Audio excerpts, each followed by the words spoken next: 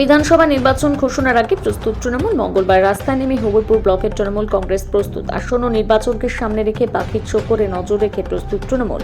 মালদার বুলবুলচন্ডী অঞ্চলে দেওয়াল লিখন শুরু করল মঙ্গলবার তৃণমূলের পক্ষ থেকে। এদিন হবিপুর ব্লক তৃণমূলের পক্ষ থেকে আখতৈল অঞ্চলের কেন্দ্রপুকুর এলাকায় দেওয়াল লিখন শুরু করা হয়। দেওয়াল লিখন পর্বে হাজির ছিলেন জেলা তৃণমূলের সাধারণ সম্পাদক সুবোধ রায়, হবিপুর ব্লক তৃণমূল সহ সভাপতি সৌগত সরকার, ব্লক সম্পাদক প্রীতম সাহা সহ অন্যান্যরা। সকলে মিলে কেন্দ্রপুকুরে বিভিন্ন এলাকায় দেওয়াল লিখন শুরু করে তৃণমূলের প্রতীক চিহ্ন এঁকে আসন্ন বিধানসভা নির্বাচনে তৃণমূলকে জয়যুক্ত করার আহ্বান জানায়।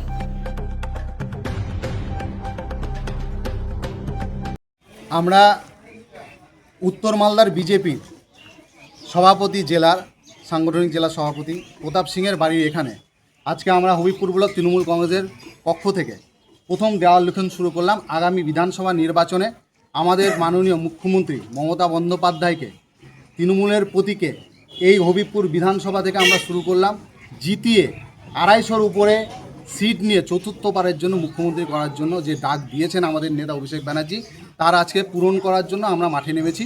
আজকে আটতল অঞ্চল দিয়ে শুরু করলাম, আগামী দিনে হবিপুরে 11টা অঞ্চলেই দেওয়াল লিখন শুরু হয়ে যাবে। প্রার্থী আমাদের যেই হোক, আমাদের একজনই প্রার্থী 294টা কেন্দ্রে, তার নাম মমতা বন্দ্যোপাধ্যায়। আমার নাম সৌগত সরকার, আমি হবিপুর ব্লক তৃণমূল কংগ্রেসের সহসভাপতি।